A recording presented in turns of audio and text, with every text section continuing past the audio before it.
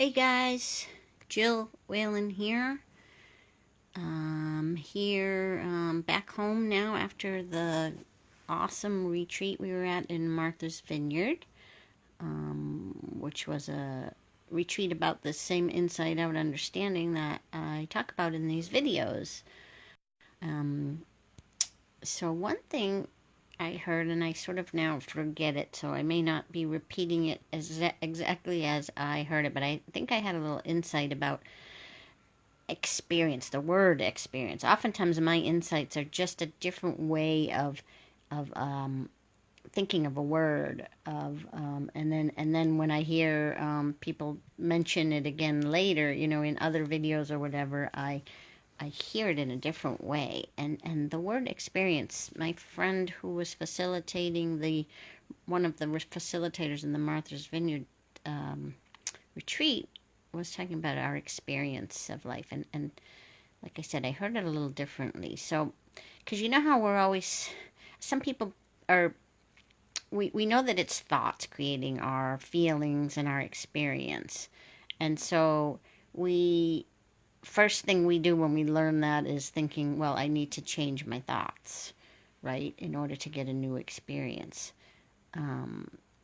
But that's not how it works because we don't have control over our thoughts. Thoughts just change. There's constantly new thoughts all the time. But that also means there's constantly new experiences all the time.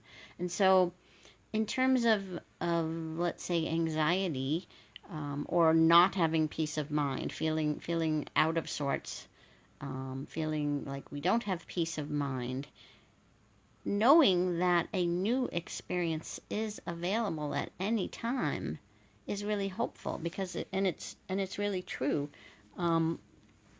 because at any moment a new thought could appear and that would create the new experience.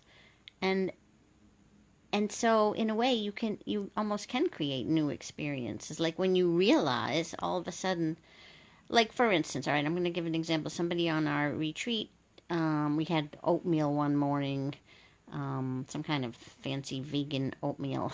And this woman was like, "No, I don't like oatmeal. I've never liked oatmeal. I don't like the texture, whatever, blah blah blah." And then it occurred to her, wait a minute, why don't I just try some? And she did, and she liked it, and so she had a new experience. She realized that she could have a new thought. In a way, she didn't make a new thought came, but she had a new experience of the whole, of oatmeal, of the situation. She didn't allow it just occurred to her that maybe she could have a different experience, and she did, and she liked it. Maybe she wouldn't have liked it, but she did. And for her, this was a real insight as well. But when we talk about thought, substitute the word experience instead.